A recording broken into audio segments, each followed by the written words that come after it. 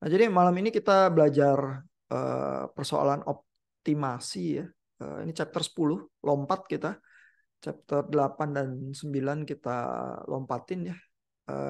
Karena terkait masih dengan pemecahan persamaan diferensial, tapi chapter 10 ini sesuatu yang lebih general ya, bahwa kita tuh punya problem yang bisa dimodelkan menjadi apa fungsi matematika tertentu, lalu kita tuh ingin melakukan optimasi. Optimasi itu biasanya dimengerti sebagai mencari titik maksimalnya atau minimalnya ya. Dan seringkali dibayangkan secara visual itu yang lebih penting itu eh, minimalisasi ya, minimization begitu ya. Karena maximization adalah mencari minimal dari minus fx ya. Jadi ya semua problem bisa kita buat menjadi problem minimisasi begitu ya.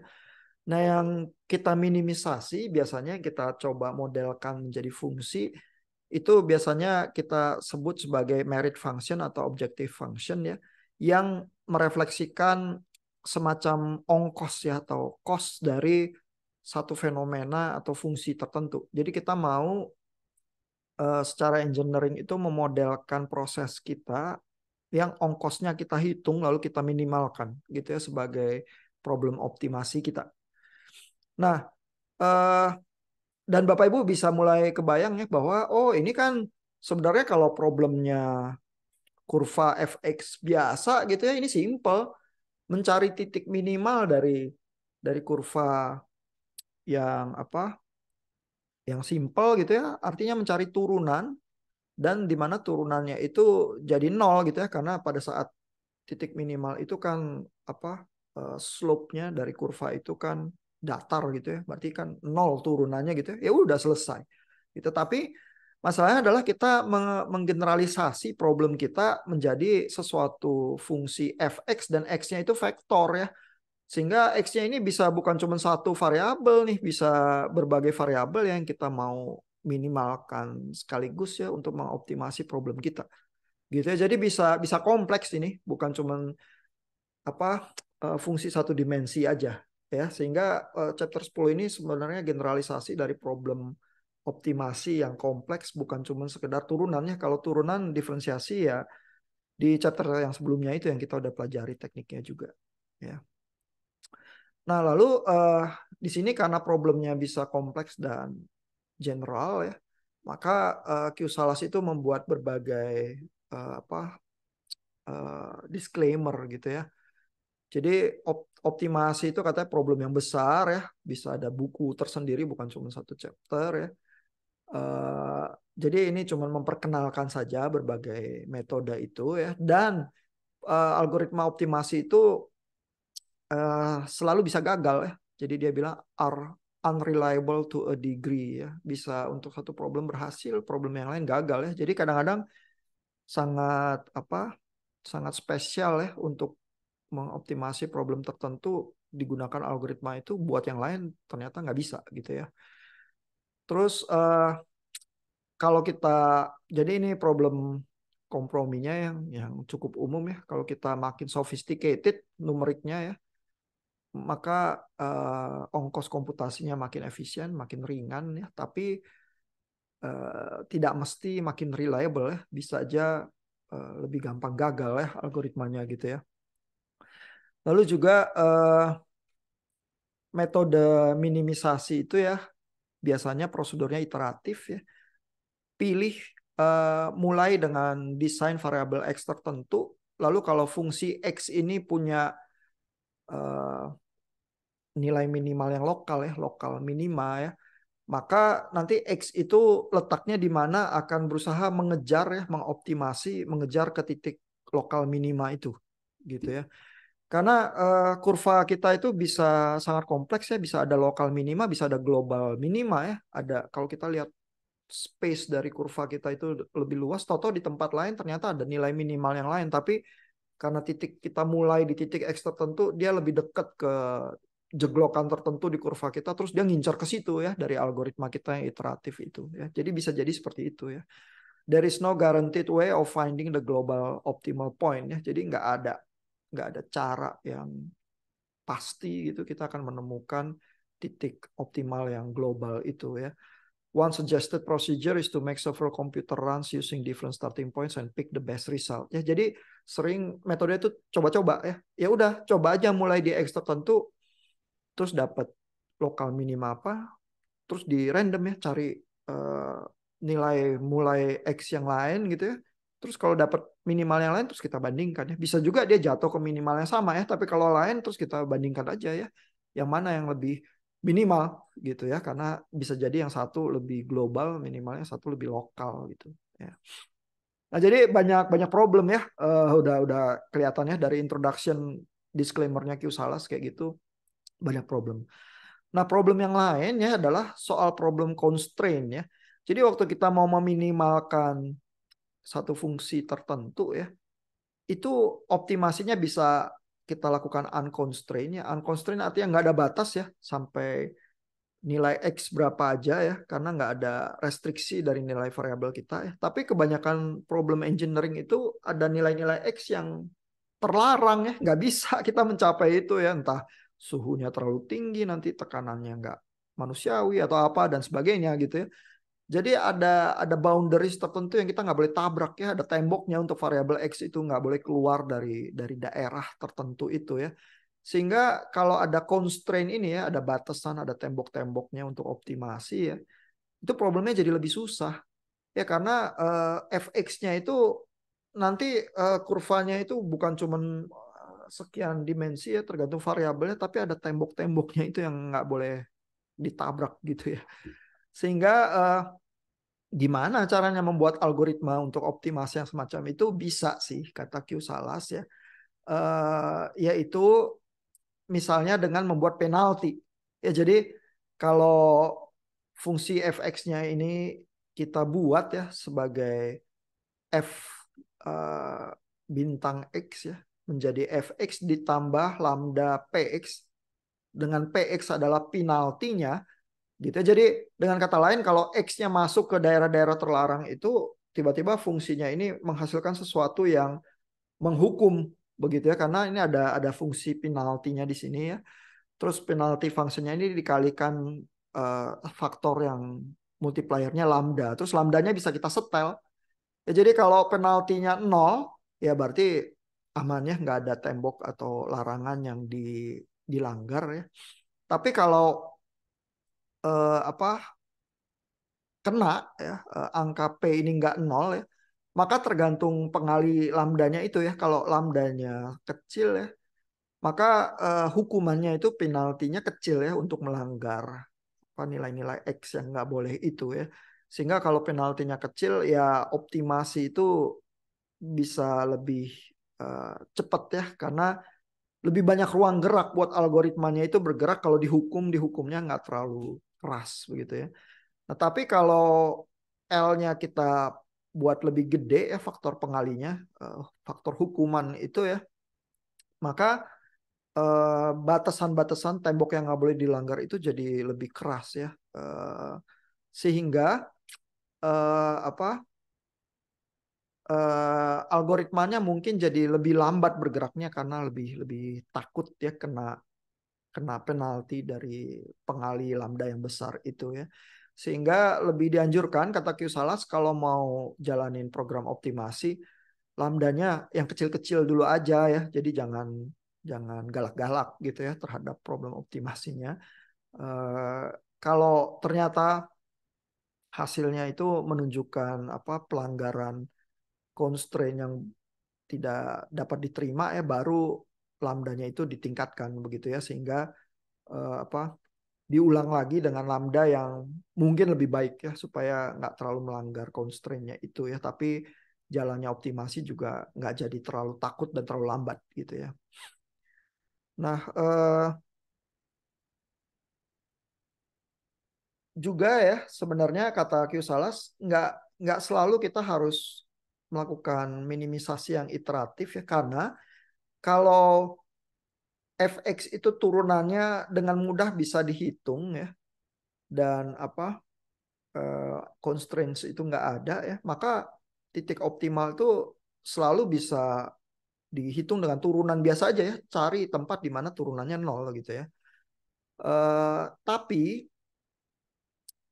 bisa jadi ya apa fx itu non linear ya, sehingga nggak bisa diturunkan dengan mudah ya. Lalu fx itu harus diturunkannya dengan div ya, div fx sama dengan 0 ya, dicari apa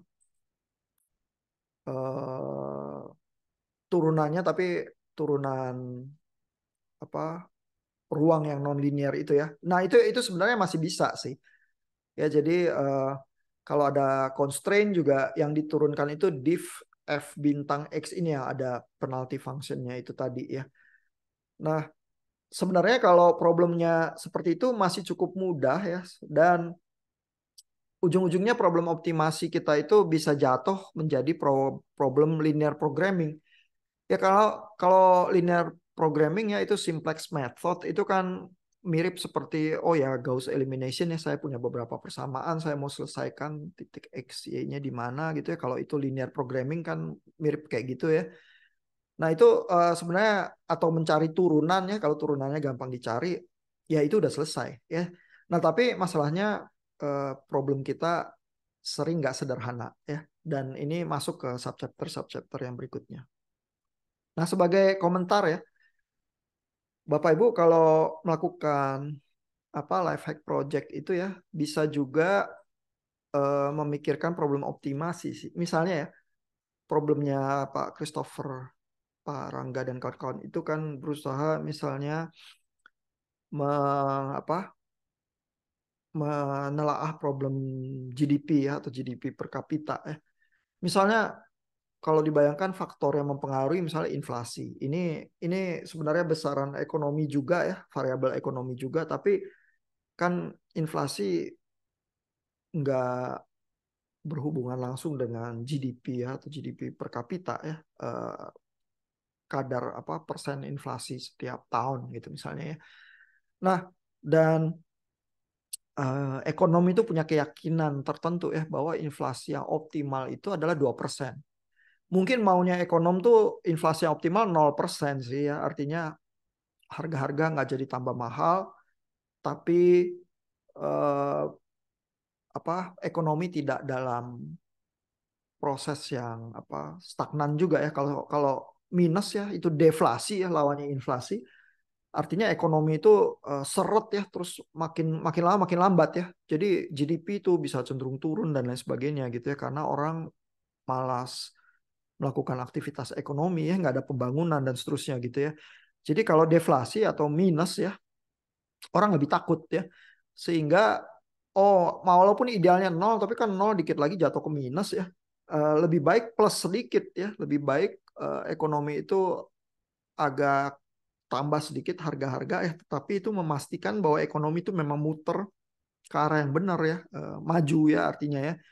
Nah, majunya seberapa drastis yang nggak membahayakan gitu ya, itu dianggap jadi 2%. Karena dianggap 2% itu masih dekat lah sama nol ya, cuman semacam ada range-nya ya, 0 sampai 2% ya.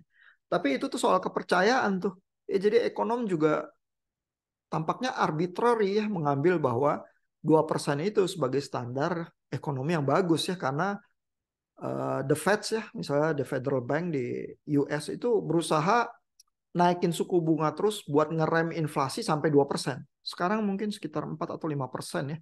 Tadi waktu pandemi masih panas-panasnya bisa sampai 9% ya. 10% itu parah ya. Kalau itu artinya harga-harga kebutuhan naik 10%, itu orang pada kejepit kali. Kalau gaji nggak naik ya, malah kena PHK. Tapi harga-harga kebutuhan naik 10% ya. Sewa rumah naik 10% gitu, orang tiba-tiba bisa diusir dari rumah, nggak punya rumah gitu ya. Dan kalau winter di Amerika berbahaya ya, bisa mati di luar kalau nggak punya rumah gitu ya. Nah, jadi apa apa ekonomi yang inflasinya terlalu tinggi itu berbahaya, ekonomi yang deflasi itu juga kartu mati gitu ya. Nah, inflasi yang di, diyakini, diimani ya, karena itu arbitrary ya, nggak ada data juga ya, kepercayaan ya. Nilai inflasi yang baik itu 2%. Jadi sekarang walaupun inflasi itu udah turun dari 9% menjadi 4%-an gitu ya di Amerika, The Fed masih naikin suku bunga terus karena targetnya di 2%. Dan banyak juga orang yang mempermasalahkan itu sekarang. Apa benar tuh kepercayaan 2% itu? Nah, kalau grupnya Pak Christopher dan Pak Rangga itu punya data inflasi dan GDP gitu ya, misalnya bisa berusaha menguji ya kepercayaan itu. Coba aja di optimization ya, sebenarnya tingkat inflasi berapa sih yang menghasilkan GDP yang optimal begitu ya. Eh, dan itu kan problemnya minimisasi ya, tingkat apa yang terendah tingkat inflasinya yang dimana GDP itu bertumbuhnya bagus gitu ya misalnya.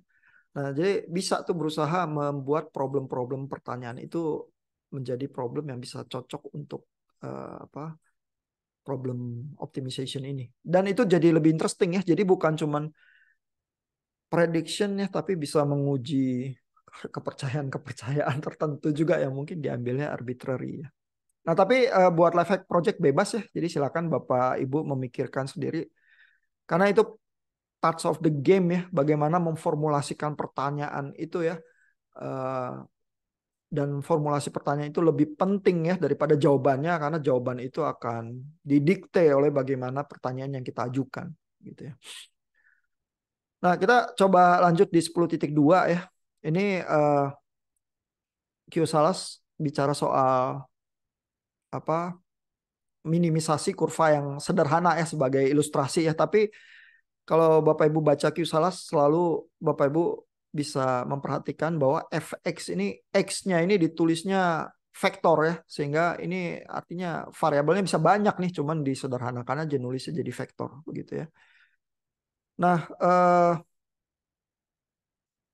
jadi dia bilang kalau kita mau melakukan minimisasi itu tadi ya, kalau kita punya kurva sederhana, di sini ada gambarnya ya, ada lokal minima, tapi juga ada global minimum ini ya di titik ujung, tapi di titik ujungnya ini kena boundaries ya, kena tembok di ujung ini yang ke sebelah sono X-nya nggak diperbolehkan gitu ya. Nah, gimana caranya ya menemukan itu? Ya kalau kurvanya gampang, tinggal df per dx aja sama dengan 0 ya. Cari di mana slope-nya itu sama dengan 0 ya. Nah, terus habis itu tinggal dicek ya apa yang mana yang global minimum begitu ya. Nah, kalau semudah itu pertanyaannya Kisalas adalah then why do we need an optimization algorithm? Nah, we need it if fx is difficult or impossible to differentiate ya. Karena ada problem-problem yang turunan itu susah ya. For example, if f represents a complex computer algorithm ya. Jadi kalau f-nya itu fungsi yang susah ya, algoritma komputasi yang susah, nggak bisa diturunin ya. Kita nggak bisa ya main sekedar turunin terus cari titik optimalnya begitu ya. Nah, jadi gimana teknik-tekniknya ya? Ada teknik bracketing ini ya. Misalnya teknik bracketing kita udah berkenalan di bisection ya. Jadi kalau kita tahu, basically kan sebenarnya lokal minima itu mencari roots ya, bisa dibilang juga karena kurva turunannya itu di mana apa menabrak titik nol gitu ya. Nah, jadi dan bisection itu salah satu cara mencari roots ya. Tapi di sini idenya adalah bracketing ya. Kalau ada titik minimalnya itu ya kita bracketing ya. Kita makin lama kurung, makin lama makin dekat begitu ya. Nah, uh, bracketing itu jadi tergantung step size-nya ya. Seberapa cepat kita makin mengecil ya, karena makin kita pagernya itu makin kecil, makin cepat kita makin mendekati titik minimalnya itu ya, sehingga enaknya sih H itu nggak terlalu banyak ya steps-nya itu ya.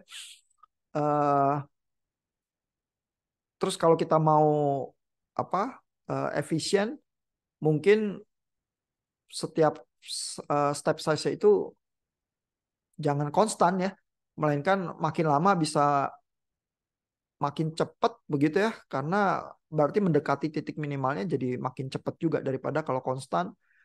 Ya, kalau kita ingat bisection, dia setiap kali cuma mendekati itu separuh, separuh, dan seterusnya gitu ya.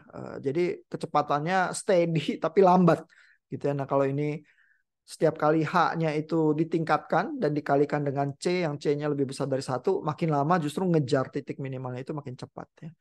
Terus ada sesuatu yang disebut golden section search ya. Ini metode bracketing juga ya. Tapi bracketingnya ini pakai golden ratio ya. Buat Bapak Ibu yang tertarik sama seni mungkin tahu angka golden ratio ini yang angkanya 0,6 something begitu ya. Jadi banyak apa struktur-struktur di alam atau lukisan-lukisan yang cantik-cantik ya biasanya artis ya atau pelukis itu tahu golden ratio ini ya, dan keindahan itu somehow di mata itu mengikuti aturan-aturan golden ratio ini gitu ya.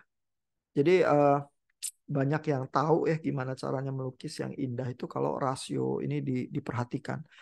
Nah, ini ada teknik tertentu ya yang melakukan bracketing. Lalu problemnya juga tertentu ya di mana ada F1 ya, fungsi dari X1 ini lebih besar dari F2 ya misalnya titiknya ya. Sementara kita ngeset bahwa X1 itu mendekati ke A dan X2 itu menuju ke X1 gitu ya. Eh, Sehingga kita setiap kali punya interval yang baru A dan B dari interval X1 dan X2 ya. Sedangkan interval kita yaitu H aksen besarnya adalah R dikali H ya dari interval sebelumnya. Jadi interval sebelumnya ini H ini besar, terus karena kita mengurung nilai minimal kita H aksen itu lebih kecil ya, lama-lama makin kecil. Ya, dan ini diturunkannya oleh Q Salas ya dalam skema yang semacam ini ya, bagaimana menentukan X1-nya ini sebagai minus A yang besarnya adalah H aksen minus R kali H aksen. Gitu ya. Jadi konstruksi semacam ini bisa diiterasi ya, di telescoping istilahnya begitu ya, dengan H aksen yang terus lebih kecil daripada H yang sebelumnya. Dan kalau diturunkan rumusnya, maka kita bisa bilang ya bahwa H aksen itu R kali H, R-nya berapa? R-nya 0,6 sekian itu. Ya jadi setiap kali langkah iterasi H-nya itu menjadi 0,6 dari H yang sebelumnya ya, mengecil 0,618 kali dan seterusnya ini. Nah, ini jadi metode ini ya, golden section search ini mengecilnya ternyata lebih besar dari 0,5 daripada bisection. Bisection kan potong separuh gitu ya. Nah, tapi eh, ke kebaikan dari metode ini ya kata Q Salas adalah kalau bisection itu kan perlu 2 kali inspeksi ya. Jadi ada X1, X2, potong di tengah, terus bandingkan ya fungsi X1 sama fungsi yang titik tengahnya ini tandanya sama atau beda ya. Sehingga habis dia nentuin tandanya sama atau beda itu baru dia tentuin eh, titik yang barunya itu menggantikan X1 atau X2 ya supaya bisectionnya itu begitu daerahnya jadi separuh, nilai rootsnya itu tetap ada di tengah bisectionnya itu. Begitu ya. Nah, kalau ini evaluasinya nggak mesti 2 kali ya. The golden search method achieve this reduction with one function evaluation ya. Jadi sekali aja ngerjainnya gitu ya. Terus kita dapat titik X1, X2 yang baru dan AB yang baru ya dengan H aksen itu 0,6 sekian dari H yang lama. Begitu ya. Jadi sekali pukul dapat. Ya kalau bisection itu harus 2 kali hitung, memang dapat rasio yang lebih kecil 0,5 ya, tapi dengan ongkos komputasi 2 kalinya.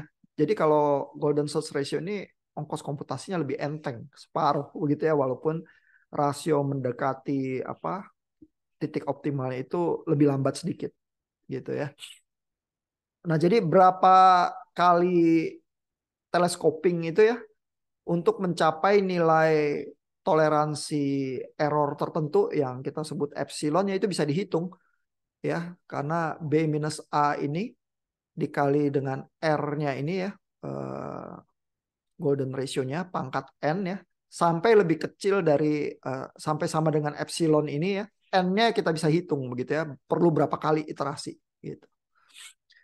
Nah, ini golden search ya. Terus ada yang lebih canggih ya, Di sini bahkan ada ilustrasinya ya. Ini kalau Powell ini saya lewatin ya. Dia apa? Basically ini lebih lebih mudah ya. Mungkin saya terangkan singkat ya. Powell itu berusaha membuat proses optimasi itu saling ortogonal ya. Jadi istilahnya adalah kalau saya misalnya kurva saya 2 dimensi ya, terus saya berusaha mendekati titik tertentu begitu ya yang optimal di dalam kurva saya. Saya tuh mau turun di apa? Di satu arah slope tertentu dulu ya.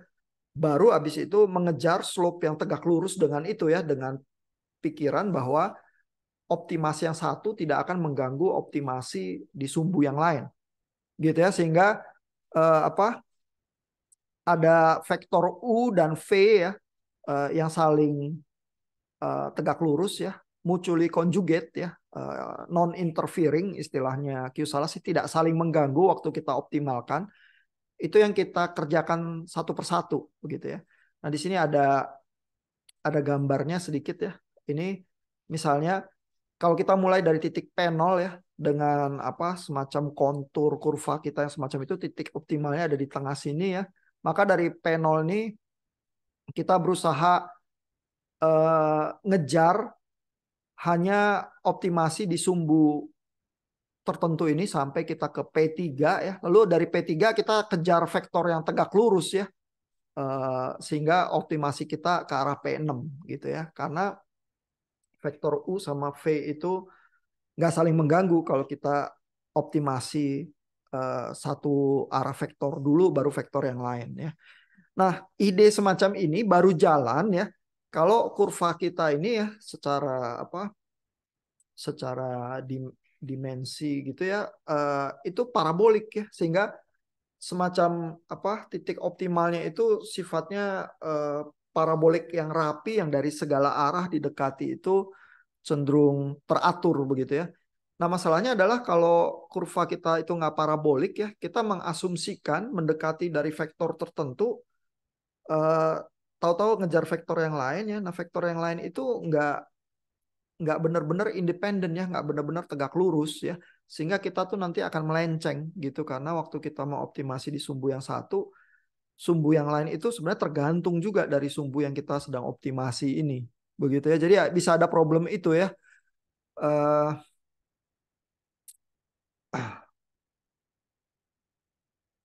Problem itu secara singkat ini sebenarnya ada di paragraf yang ini ya, tapi secara singkat ya kalau Bapak Ibu berusaha visualisasi itu disebutnya linear dependence ya, karena artinya vektor yang satu itu tergantung dari vektor yang lain, sehingga kalau kita mau optimasi vektor yang satu, yang lain itu agak terganggu juga ya titik optimalnya begitu ya. Nah, jadi eh, biasanya ya artinya habis kita melakukan optimasi ke apa vektor tertentu V1 ya, maka di optimasi yang berikutnya kita buang gitu ya, karena nanti di vektor yang satunya itu jadi terpengaruh begitu ya, hasil optimasinya gitu. Nah, ini uh, meng, menjelaskan bahwa teknik Powell itu ada asumsi tertentu bahwa U sama V itu tidak saling mempengaruhi, tapi pada kenyataannya pada kebanyakan kurva yang kita harus optimasi sebenarnya itu saling mempengaruhi begitu ya, sehingga waktu kita mengoptimasi di salah satu vektor, pada saat mau mendekati titiknya vektor yang itu kita nggak lakukan lagi ya, karena nanti akan mengganggu optimasi di vektor yang lain itu gitu. Nah, ini di 10.4 ada metode lain ya yang lebih canggih, disebut downhill simplex method ya. Downhill simplex method ini diilustrasikan menjadi uh, semacam kita punya struktur bangunan yang tergantung dari dimensi yang kita pilih ya. Kalau dimensi kita 2, maka kita punya dimensi simplex ini ya, bentuk simplex ini menjadi segitiga ya. Kalau kita punya dimensi 3, bentuk kita bisa jadi tetrahedron begitu ya, tergantung dari dimensi problem kita ya. Lalu di setiap kali bentuk-bentuk ini ya, kita tuh punya strategi untuk menggerakkan eh, pola simplex kita ini ya. Jadi strateginya bisa misalnya, jadi dari pola simplex kita ini ada titik tertinggi yang disebut high, lalu ada titik terendahnya itu low ya. Lalu simplex kita ini selalu kita arahkan untuk bergerak ngincer titik yang rendah itu. Dan ngincer titik yang rendah caranya gimana? Bisa dari, kalau segitiga semacam ini, kalau kita proyeksikan ke titik dasarnya, ini udah kita ngincar titik terendah ya, titik tengah dari sisi satunya kalau segitiga ya. Tapi kita bisa juga melakukan reflection ya. Reflection artinya dari sini terus kita refleksikan ke titik seberangnya ya. Atau bahkan expansion ya. Expansion artinya tadi titiknya D, sekarang kita jadi 3D ke arah yang berseberangan ya, karena titik terendahnya ada di sini, titik tertingginya ada di high ini ya. Atau contraction ya. Contraction artinya dari D menjadi setengah D tapi ke arah yang lebih low gitu ya. Jadi gerakan-gerakan ini selalu mengincar ke titik yang rendah ya, dengan berbagai variasi gitu ya. Sehingga kita bisa punya algoritma ya. Artinya cobalah lakukan refleksi. Oh, kalau ternyata new vertex itu lebih kecil sama dengan titik terendahnya, hasil refleksinya kita terima ya.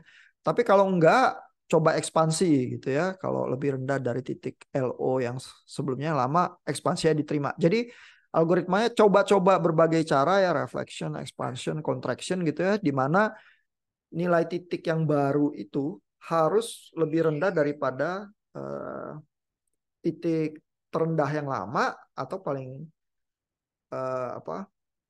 kalau dia lebih tinggi daripada titik tertinggi yang lama, cari cara lain gitu ya.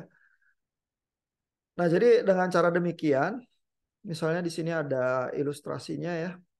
Ini ya, problem ini. Example, ini example 10.6 ya. Ada problem dua dimensi ini ya. Lalu di dalam perhitungan fungsi yang ini, Q-Salas itu mengilustrasikan di titik high-nya tadi 0,12, pertama dilakukan refleksi ya, sehingga titik berikutnya jatuhnya di sini ya. Terus ini langkah satu gitu ya. Lalu algoritmanya di langkah 2 melakukan expansion ya, jadi lebih rendah lagi gitu ya. Nah, terus habis itu setelah reflection dan expansion, the next two moves are reflection ya. Jadi habis di titik yang ini, lalu kan titik yang lama adalah ini ya. Dan ini ya, sehingga titik lama ini di reflect ke titik ini ya. Jadi ini move yang ketiga ya. Lalu di move yang keempat, titik lama ini di reflect ke sini ya. Sehingga dalam beberapa langkah, titik yang 0,12 ini udah turun ke minus 0,48 gitu ya. Jadi dengan simplex yang terus-menerus bergerak ke bawah itu ya, dengan berbagai pola expansion atau reflection atau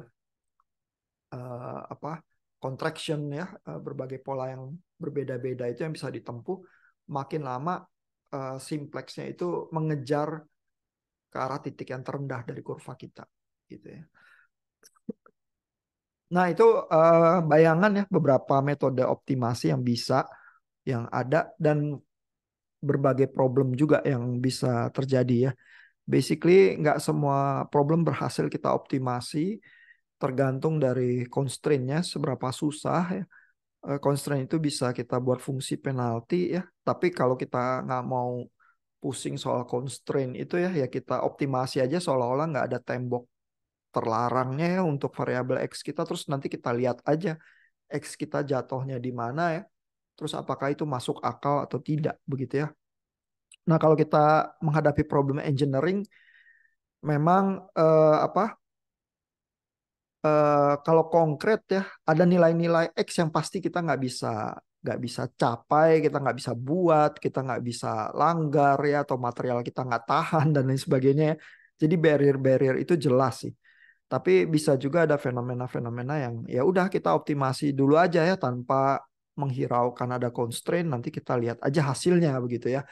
Baru kita berpikir lebih lanjut ya constraint-nya ada di mana ya. Itu juga bisa sih ya. Jadi untuk latihan Bapak Ibu boleh yang mana aja sih. Nih.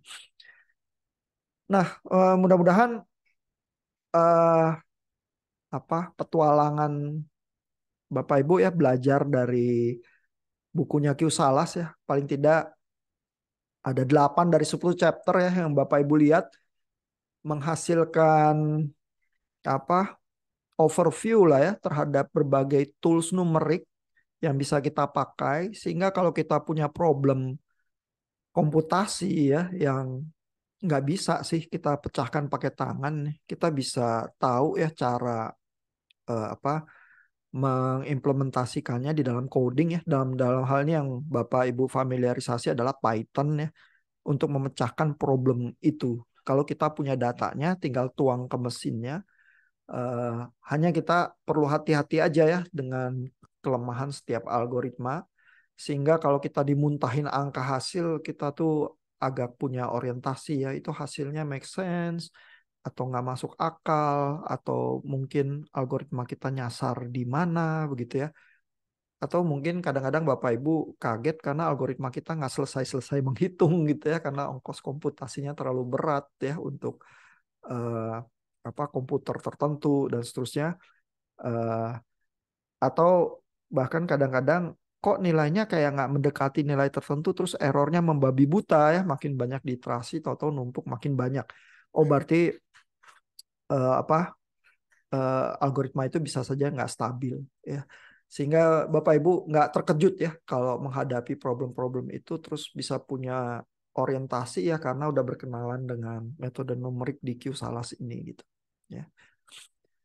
Ada komentar, pertanyaan Bapak Ibu?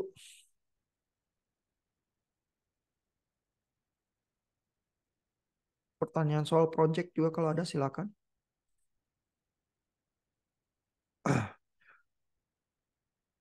Kalau nggak ada kita sampai di sini ya. Lalu hari Kamis siang nanti Kamis pagi ya jam 10 kita ketemu di kelas ya. Terus Bapak Ibu presentasikan life hack project pilihannya ya. Mudah-mudahan kali ini udah komit ya sehingga nggak banting setir dadakan. Banting setir dadakan selalu ide yang nggak bagus ya karena nggak bisa berpikir dalam-dalam dengan waktu yang cukup begitu ya. Terus mudah-mudahan Bapak Ibu punya datanya ya yang udah dituang juga ke dalam metode numeriknya terus bisa kita lihat ya sehingga nanti fine tuningnya ke arah pengumpulan proyeknya udah lebih baik sih ya. Oke, kalau nggak ada pertanyaan atau komentar kita sampai di sini. Selamat malam, selamat istirahat.